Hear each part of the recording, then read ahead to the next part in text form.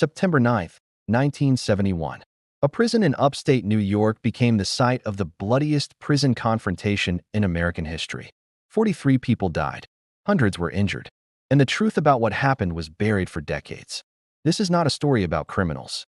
This is a story about human beings demanding to be treated as human beings. And about a system that responded with violence, lies, and cover-ups that lasted for generations. Welcome to Chapter 1, The Powder Keg. This is the dark secret of Attica Prison, exposed. Attica Correctional Facility sits in rural Wyoming County, New York, about 35 miles east of Buffalo. Built in 1931, it was designed as a maximum security prison, a fortress meant to hold the state's most dangerous criminals. But by 1971, Attica had become something else entirely. It had become a warehouse for human beings. A place where men, mostly black and Puerto Rican, were packed into cells designed for far fewer inmates. A place where basic dignity was considered a privilege, not a right. The numbers tell part of the story. In September 1971, Attica housed approximately 2,200 inmates. The facility was designed for far less. Overcrowding wasn't just an inconvenience. It was a deliberate policy that created tension, violence, and desperation. The demographics tell another part of the story. 54% of inmates were black. 37% were white. 9% were Puerto Rican or Latino. But the guards? They were almost entirely white, many from the conservative rural communities surrounding the prison. Cultural clash doesn't begin to describe the dynamic. This was oppression by design. The physical conditions were medieval. Cells measured 6 feet by 9 feet. 2 men were often crammed into spaces meant for one. There was one toilet, no privacy, no dignity. Imagine living in your bathroom 23 hours a day with another person for years. The food was deliberately poor. Meals were nutritionally inadequate, often spoiled, sometimes containing foreign objects. Pork was served regularly, despite many Muslim inmates' religious prohibitions. When inmates complained, they were told they should be grateful for anything. Medical care was practically non-existent. Sick call was a joke. Inmates with serious conditions were ignored or given aspirin and told to stop complaining. Dental care meant extraction, not treatment. Mental health services? They didn't exist.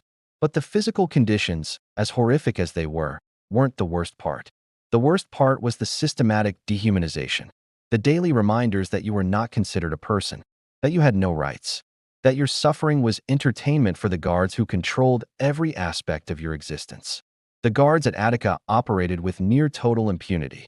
They were encouraged, explicitly and implicitly, to view inmates as subhuman, as animals to be controlled, not people to be supervised. Beatings were routine, not just for rule violations, but for sport, for looking at a guard wrong, for speaking out of turn, for being in the wrong place at the wrong time. Correctional officers carried batons, and they used them freely. The racism was open and unapologetic. Guards regularly used racial slurs. They referred to black inmates as animals and worse. They made jokes about lynching. They displayed Confederate flags in areas where inmates could see them. This wasn't individual prejudice. This was institutional racism, sanctioned from the top down. Inmates were given 1 shower per week. 1. In the summer heat of upstate New York, men went days without basic hygiene. This wasn't about security. This was about degradation. They were allowed 1 roll of toilet paper per month. When it ran out, they had to make do or beg for more. Guards found this amusing, another way to humiliate men who had no power to resist. Mail was censored heavily. Letters from family members were read, redacted, sometimes never delivered. Phone calls were almost impossible to make. Visits were limited and conducted under conditions designed to be as uncomfortable and humiliating as possible for both inmates and their families. Educational opportunities were minimal. Job training was a joke. The prison library was poorly stocked. Any attempt by inmates to better themselves was seen as suspicious, as potential troublemaking. And if you complained, if you filed a grievance or spoke up about conditions, you were marked. You were targeted. You were sent to solitary confinement, a place the inmates called the box. A place where men were locked in tiny cells, sometimes for months, with no human contact, no sunlight, nothing but their own minds slowly breaking down. The box wasn't just punishment. It was torture. Men emerged from solitary confinement different. Broken. Some never recovered mentally. By the summer of 1971, tension at Attica was at an all-time high. The inmates were aware of what was happening outside the prison walls. The civil rights movement had awakened consciousness. Malcolm X, Martin Luther King Jr., the Black Panthers had all spoken about dignity, rights, and resistance to oppression. Inside Attica, these ideas were spreading. Inmates began to organize. They formed groups to discuss their conditions. They read revolutionary literature.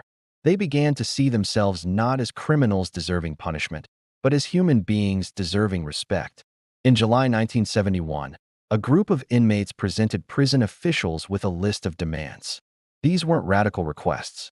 They were asking for basic human dignity, better food, more showers, access to education, an end to racial discrimination by guards, fair parole hearings, religious freedom, the right to receive uncensored mail. The prison administration dismissed these demands almost immediately. Superintendent Vincent Mancusi told inmates they should be grateful for what they had. He suggested that if they didn't like the conditions, they shouldn't have committed crimes. This response was a match to gasoline. The inmates felt ignored, disrespected, and hopeless. If peaceful requests for basic dignity were dismissed, what options remained? On August 21, 1971, something happened that resonated deeply with the inmates at Attica. George Jackson, a Black Panther and revolutionary activist, was killed at San Quentin State Prison in California. The official story was that Jackson was shot while trying to escape. The inmates believed he was assassinated for his political beliefs. Jackson's death sent shockwaves through the American prison system. At Attica, inmates held a silent fast in his honor. They wore black armbands. They mourned a man they saw as a symbol of resistance to oppression. The guards and administration saw this as insubordination. Tensions escalated further. Guards became more aggressive. Inmates became more defiant. The atmosphere inside Attica felt like a pressure cooker about to explode. Then came September 8, 1971, a seemingly minor incident that would ignite everything. Two inmates were involved in an altercation in the exercise yard. It was a scuffle, nothing unusual, but the response from the guards was disproportionate. They beat both inmates severely, then dragged them to solitary confinement. Word spread through the prison. Inmates who witnessed the beating told others. By evening, the entire prison population knew what had happened. They knew that once again, guards had used excessive force. Once again, inmates had been brutalized for no good reason. That night, inmates in different cell blocks talked through the walls. They passed messages. They made plans. Not for a riot, not for violence, but for a demonstration, a protest, a way to make their voices heard. They didn't know that within hours, their demonstration would become a full-scale rebellion. They didn't know that Attica was about to become a national crisis. They didn't know that some of them would never leave that prison alive. All they knew was that they couldn't take it anymore, that something had to change, that they would rather die on their feet than live on their knees. September 9, 1971, began like any other day at Attica. Inmates woke in their cells. Guards prepared for another shift. Breakfast was served. But by mid-morning, everything would change. The powder keg was about to explode, and the consequences would echo for generations. The day began with a procedural error, a seemingly insignificant mistake that would have catastrophic consequences. During the morning routine, as inmates were being released from their cells for breakfast and yard time, a gate that should have been locked was left open. Cell Block A and Cell Block B, which were supposed to be separated, suddenly had access to each other. Inmates noticed immediately. They began moving between blocks, something that never happened. Guards, realizing the mistake, tried to lock the gate, but it was too late. Inmates pushed back. A confrontation began. What happened next is disputed. Some say an inmate struck a guard. Others say guards attacked inmates first. What's clear is that within minutes, the situation spiraled out of control. Inmates overpowered the guards in the tunnel connecting the cell blocks. They took their keys. They opened more gates. Within 30 minutes, inmates had taken control of 4 cell blocks and multiple tunnels. They held nearly 40 guards and civilian employees as hostages. This was not a planned uprising. This was chaos transforming into organization. As more inmates gained freedom within the prison, leaders began to emerge. Men who could speak clearly, who could articulate demands, who could try to prevent the situation from descending into complete violence. The inmates moved the hostages to D Yard, a large exercise yard in the center of the prison. They treated them carefully. Despite decades of abuse at the hands of these same guards, the inmates made a conscious decision not to retaliate with violence. One inmate, known as L.D. Barkley, would later explain, "We are men. We are not beasts, and we do not intend to be beaten or driven as such." By noon, the situation was clear. Approximately 1,300 inmates controlled a significant portion of Attica Correctional Facility. They held dozens of hostages, and they were preparing to make demands, not just for themselves, but for prison reform across America. Outside the prison walls, news spread quickly. Media began arriving. Police from multiple jurisdictions surrounded the facility.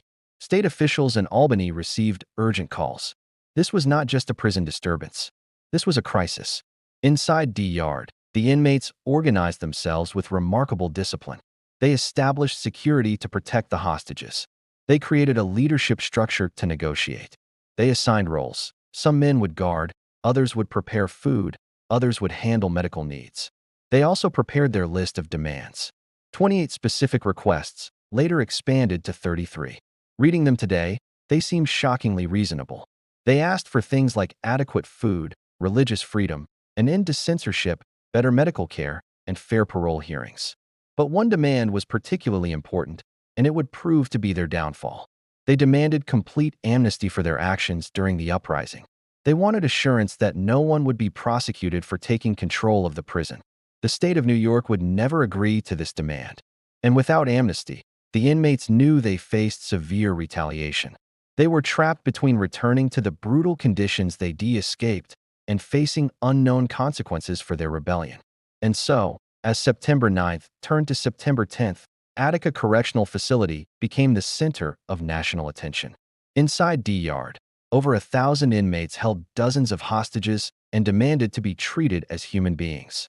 Outside the walls, hundreds of law enforcement officers prepared for what might come next. Negotiations would begin. Mediators would arrive. Promises would be made and broken. And ultimately, the state would make a decision that would result in the bloodiest prison confrontation in American history. For now, understand this. What happened at Attica wasn't about criminals rioting. It was about human beings pushed past their breaking point by a system designed to dehumanize them. It was about men who decided that dignity was worth fighting for, even if that fight might cost them everything. The powder keg had exploded. The rebellion had begun. And America was about to learn the dark secrets that had been hidden behind Attica's walls for decades. In the second part, we'll witness the negotiations, the breakdown, and the retaking of the prison. We'll see how a situation that could have been resolved peacefully instead became a massacre. And we'll begin to understand how the truth about Attica was buried for decades. Stay with us. This story needs to be told. These men deserve to be remembered. And the system that created this tragedy needs to be exposed. In the first part, we witnessed how Attica Correctional Facility became a powder keg of tension, racism, and dehumanization. We saw how, on September 9th, 1971, over 1,300 inmates took control of the prison, held dozens of hostages, and demanded to be treated as human beings. Now, in the second part, we witness what happened next. The negotiations, the breakdown, the decision that would result in 43 deaths, and the decades-long cover-up that followed. This is the story of how the state of New York massacred its own citizens, lied about it, and tried to bury the truth forever. Welcome to the second part, the massacre and the cover-up. September 10th, 1971. Day 2 of the Attica uprising. Inside D Yard, over 1,000 inmates had organized themselves with remarkable discipline. They had created security details to protect the 39 hostages they held. They had established a leadership committee to speak on behalf of the inmates. They had prepared their demands. Outside the prison walls, the response was massive. Hundreds of state troopers surrounded the facility. Helicopters circled overhead. National Guard units were put on standby. New York Governor Nelson Rockefeller monitored the situation from Albany, receiving updates every hour. Commissioner of Correctional Services Russell Oswald arrived at Attica to take personal control of the situation. Oswald was considered a reformer, someone who believed prisons should rehabilitate, not just punish. He wanted to resolve this peacefully. He also knew that time was critical. The longer the standoff continued, the more dangerous it became for the hostages and the more likely that violence would erupt. At 11 a.m. on September 10th, Oswald stood at the edge of D Yard and addressed the inmates through a bullhorn. He promised to listen to their demands. He promised fair treatment. He asked them to release the hostages and return to their cells peacefully. The inmates' response was organized and articulate. L.D. Barkley, a 21-year-old inmate who had become one of the rebellion's most eloquent spokesmen, addressed Oswald and the gathered media. "We are men," Barkley declared, his voice carrying across the yard. "We are not beasts, and we do not intend to be beaten or driven as such. The entire prison populace has set forth to change forever the ruthless brutalization and disregard for the lives of the prisoners here and throughout the United States.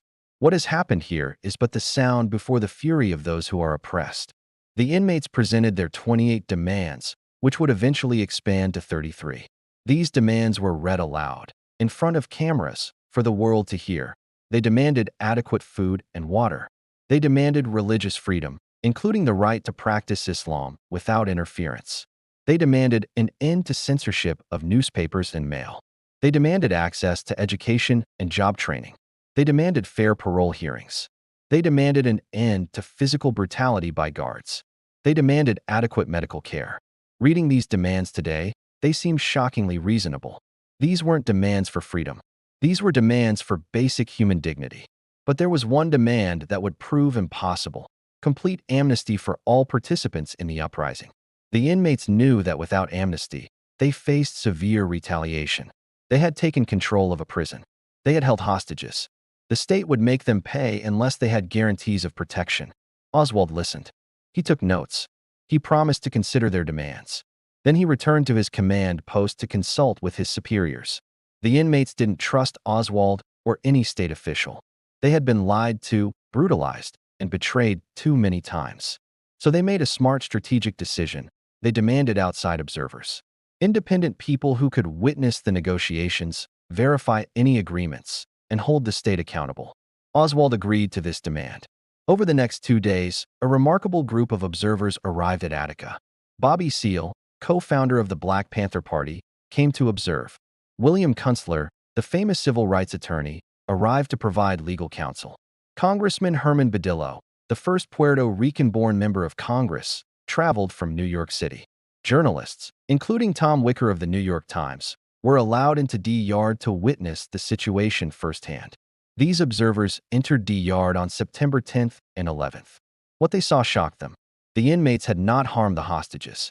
Despite decades of abuse at the hands of these guards, despite having complete power over them, the inmates had chosen restraint. The hostages were frightened but physically unharmed. Some were even being given medical attention by inmate volunteers. The yard itself was organized. Inmates had created living areas, cooking facilities, and security posts. They held democratic meetings where anyone could speak. They debated strategy.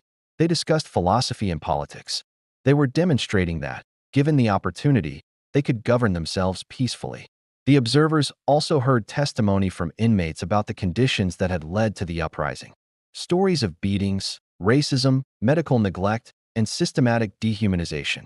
Stories that many of the observers, despite their experience with injustice, found difficult to believe until they heard them from multiple sources. Tom Wicker later wrote, "I was seeing men in the most dire circumstances behaving with more dignity and purpose than I had seen in many free men." The observers became advocates. They urged Oswald to meet the inmates' demands. They pointed out that most of the requests were reasonable and some were legally required anyway. They argued that resolving this peacefully would be a victory for everyone. Oswald agreed to many of the demands. He promised better food. He promised religious freedom. He promised an end to censorship. He promised to investigate brutality complaints. He put these promises in writing. But he could not, and would not, grant amnesty. That decision wasn't his to make. It required approval from Governor Rockefeller.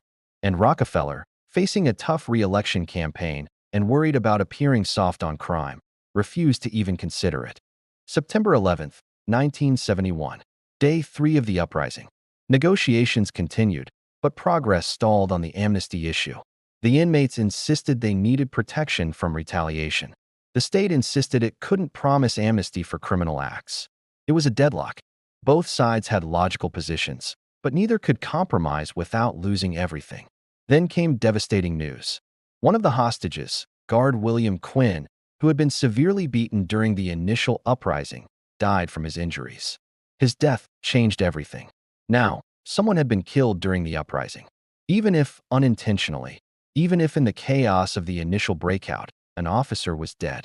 This meant that amnesty was no longer just politically difficult, it was legally impossible. You cannot grant amnesty for murder. The inmates were devastated. Most hadn't wanted anyone hurt, let alone killed. But they also knew what this meant. The state now had even more reason to refuse their demands and more justification for using force to retake the prison. Commissioner Oswald presented a final offer on September 11th. He would grant 28 of the 33 demands. He would ensure fair treatment during the retaking. He would allow the observers to remain to monitor the process. But he could not grant amnesty, especially not now. The inmates debated for hours. Some wanted to accept the deal. 28 out of 33 was a victory. They had achieved more than any prison uprising in American history. Others argued that without amnesty, accepting these promises was suicide. The state would brutalize them the moment the observers left. They put it to a vote. In a remarkable display of democracy, over 1,000 men voted on whether to accept Oswald's offer. The vote was close, but the result was clear. They rejected the deal. They would not surrender without amnesty. Oswald reported this decision to Governor Rockefeller. The observers pleaded with the governor to come to Attica personally, to see the situation firsthand, to negotiate directly. Rockefeller refused. He would not negotiate with inmates. He would not be held hostage to their demands. On the evening of September 11th, Oswald ordered the observers to leave the yard. The negotiations were over. The state was preparing to retake the prison by force. September 13th, 1971, 9:46 a.m. For days after the uprising began, over 500 New York State police officers, along with prison guards and sheriff's deputies, surrounded the yard. They were armed with rifles, shotguns, and tear gas. Helicopters hovered overhead. The inmates knew what was coming. They had prepared as best they could. Some held homemade weapons, pipes, clubs, makeshift knives. But these were nothing compared to the firepower facing them. They had positioned hostages near them, hoping that the state wouldn't risk killing its own employees. They made clear that if the state attacked, people would die, including hostages. At 9:30 a.m., Oswald made one final announcement over the prison's loudspeaker system. "Surrender peacefully now, and you will be treated fairly." The inmates did not respond. They knew treated fairly was a lie. They had been requesting fair treatment for years. That's why they were here. At 9:43 a.m., Oswald gave the order, "Retake the prison." Helicopters dropped tear gas into D Yard. Within seconds, the entire area was engulfed in thick, choking gas. Inmates and hostages alike were blinded, gasping for air, unable to see or breathe. Then the shooting began. Officers on the catwalks surrounding the yard opened fire. Not warning shots, not targeted shots at armed inmates. They fired indiscriminately into the tear gas, into the crowd of inmates and hostages who were running, crawling, trying desperately to find cover. The shooting lasted approximately 9 minutes. In those 9 minutes, over 2,200 rounds of ammunition were fired into D Yard. When the shooting stopped, the yard was a scene of carnage. Bodies lay everywhere. Blood pooled on the concrete.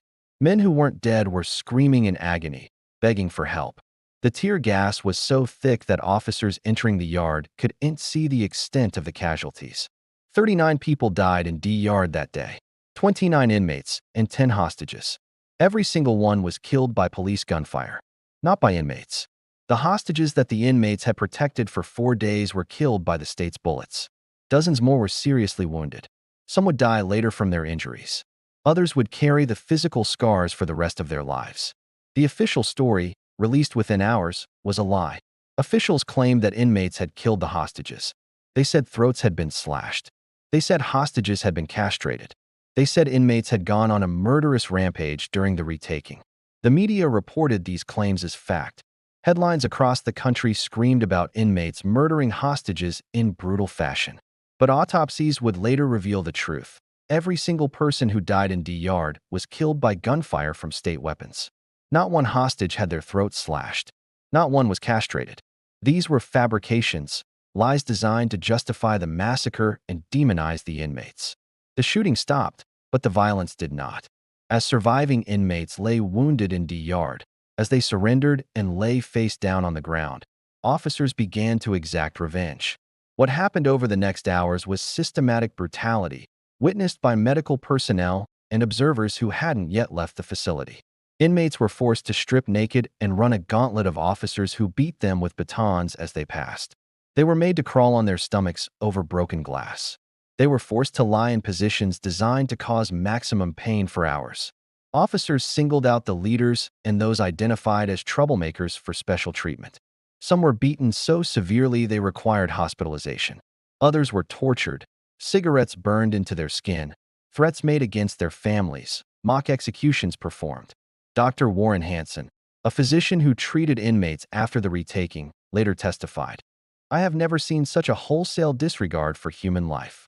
These men were shot, then beaten, then denied medical care. Some died who could have been saved if they had received prompt treatment. Inmates who needed urgent medical attention were left to suffer for hours. Some bled out who could have been saved. Others developed infections from untreated wounds that would cause permanent damage. The state's explanation for the delays was that they needed to secure the facility and process inmates. The reality was that this was punishment. This was retaliation. This was the guards finally having unrestricted power over the inmates who had humiliated them. Meanwhile, outside the prison, officials were crafting their narrative. They portrayed the retaking as a necessary response to violence by inmates. They emphasized the death of Officer Quinn and claimed, falsely, that inmates had murdered hostages. They painted themselves as heroes who had saved lives and restored order. Governor Rockefeller defended the decision to use force. "We felt that we had a responsibility to protect the lives of the hostages and to maintain order in our prison system." The fact that the assault had killed 10 hostages was not mentioned prominently. The fact that every death was caused by state gunfire was not disclosed. The brutality that followed the retaking was completely denied. Within days of the retaking, it became clear that the state's official story didn't match the evidence. The autopsies showed that all deaths were from gunshot wounds, not the stabbings and slashings that had been reported. So the cover-up began in earnest. Evidence was mishandled or destroyed. Crime scene photographs were lost or never taken. Bullet casings were not properly collected. The investigation into who fired which shots was cursory at best. No officer was ever prosecuted for any deaths in D-Yard. Despite firing over 2,200 rounds, despite killing 10 hostages and 29 inmates, not a single officer faced criminal charges. But the inmates? They faced aggressive prosecution. Over 60 inmates were indicted on hundreds of charges related to the uprising. They were charged with murder, assault, kidnapping, and rioting. The trials were travesties of justice. Inmates were pressured to testify against each other. Those who refused were kept in solitary confinement for months or years. Evidence was fabricated. Witnesses were coerced. Some inmates were convicted and received additional sentences on top of their original terms. The message was clear: if you stand up for your rights, you will be crushed. The state also went after the observers who had witnessed the negotiations. William Kunstler and others who had spoken in support of the inmates were vilified. They were accused of inciting the rebellion, of sympathizing with criminals, of betraying their duty as citizens. For years, the official narrative held: Attica was a riot by violent criminals who murdered hostages and had to be stopped by force. The inmates were the villains. The state was the hero. But some people knew the truth. Surviving inmates told their stories to anyone who would listen. Family members of dead hostages demanded answers about why their loved ones were killed by police bullets. Journalists who had been at Attica began investigating the discrepancies between official accounts and what they had witnessed. Slowly, piece by piece, the truth began to emerge. It took years, but eventually, the cover-up began to crumble. In 1975, a state investigation led by Deputy Attorney General Robert Fisher uncovered systematic brutality by officers after the retaking. The Fisher report documented torture, beatings, and human rights violations. It recommended criminal prosecution of officers. Nothing happened. The statute of limitations had allegedly expired. No charges were filed. In 2000, nearly 30 years after the uprising, surviving inmates filed a federal civil rights lawsuit against the state of New York. They demanded compensation for the brutality they had suffered and accountability for the cover-up. The lawsuit dragged on for years. The state fought it aggressively, denying responsibility, claiming immunity, trying to prevent documents from being disclosed. Finally, in 2005, a settlement was reached. New York State agreed to pay $12 million to survivors and families of inmates who had been killed or injured. It was the largest settlement of its kind in U.S. history. But even this settlement came without admission of wrongdoing. The state paid money but accepted no responsibility. No one was held accountable. No one went to jail. The families of the hostages who were killed by police bullets received no such settlement. They had to fight separate legal battles to receive compensation for their losses. In recent years, more information has emerged. Documents have been unsealed. Witnesses have come forward. A clearer picture of what happened at Attica has emerged. The inmates were seeking basic human dignity through the only means they felt were available. The state chose to respond with overwhelming violence rather than continue negotiations. Officers fired indiscriminately into a crowd containing hostages they were supposedly trying to save. After the shooting stopped, systematic brutality and torture occurred. And then, for decades, officials lied about what happened and covered up evidence. 43 people died at Attica in September 1971. 33 inmates and 10 hostages. Every single person was killed by state forces, not by the inmates the state blamed. Hundreds more were injured, physically and psychologically. Some carry those scars to this day. The families of those who died have never received full justice or accountability. The dark secrets of Attica were hidden for decades behind lies, cover-ups, and official denials. But the truth has emerged, slowly and painfully, kept alive by survivors who refused to let the world forget. What happened at Attica was not an isolated incident. It was the result of a prison system designed to dehumanize and brutalize. It was the inevitable outcome of racism, overcrowding, and cruelty. And it was compounded by a government willing to kill its own citizens and lie about it rather than admit wrongdoing. The lessons of Attica remain relevant today. Prisons across America still struggle with overcrowding, inadequate medical care, and brutality. Inmates still fight for basic dignity. And when they speak up, they still face retaliation. The men who died at Attica, both inmates and hostages, deserve to be remembered. Their deaths demand that we ask hard questions about justice, accountability, and human rights. The dark secrets of Attica have been exposed. The question now is, what will we do with this knowledge?